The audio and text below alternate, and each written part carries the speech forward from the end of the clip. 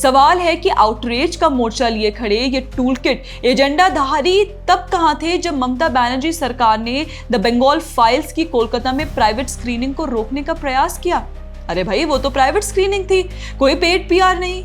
एक तो सबसे बड़ी बात यह है कि कोई बड़े फिल्म मेकर जैसे करण जौहर हो या उनकी यशराज प्रोडक्शंस हो या बंगाली फिल्म मेकर्स जैसे गौतम घोष, बुद्धदेव दासगुप्ता और सुजीत मुखर्जी तो अपने ही राज्य में हुए हिंदुओं के नरसंहार पर बात नहीं करना चाहते। मूवी बनाना तो दूर की बात है।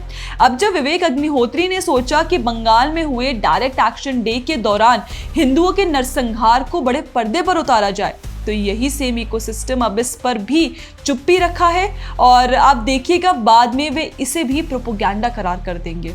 और अभी तो फिल्म रिलीज भी नहीं हुई, केवल ट्रेलर ही सामने आया है।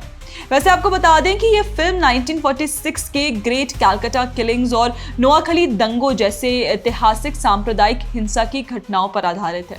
ये घटनाएं भारत के स्वतंत्रता संग्राम के अंतिम चरण में, विशेष रूप से 1946 में अविभाजित बंगाल में हुई थी, जब मुस्लिम लीग ने पाकिस्तान के निर्माण की मांग की, उसको लेकर डायरेक्ट एक्शन डे का आह्वान किया था।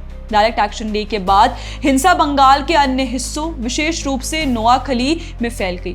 अक्टूबर-दिसंबर 1946 में नोआखली में हिंदू गांवों पर संगठित हमले हुए, पुरुषों को मार डाला गया, महिलाओं के साथ बलात्कार और अपहरण की घटनाएं हुई और कई हिंदुओं को जबरन धर्म परिवर्तन के लिए मजबूर किया गया।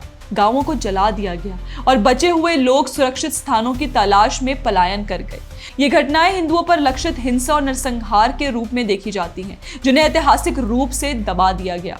फिल्म का उद्देश्य इन भूले गए इतिहास को उजागर करना है, लेकिन ये रिलीज होने से पहले ही विवादों में घिर गई और हमें पता है कि जल्द ही इस मूवी को भी लिबरल इकोसिस्टम द्वारा प्रोपेगेंडा बता दिया जाएगा। हर जगह कहा जाएगा कि ये फिल्म नफरत फैलाएगी। अरे भाई, अगर किसी ऐतिहासिक नरसंहार को दिखाना नफरत फैलाना है तो फिर जलियांवाला बाग पर फिल्में क्यों बनी?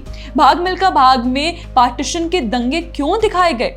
फर्क वही, जब पीड़ित हिंदू हो तो सच बोलना कम्युनल हो जाता है और आप किसी मुहिम का समर्थन नहीं कर सकते तो कम से कम उसका विरोध भी मत करो।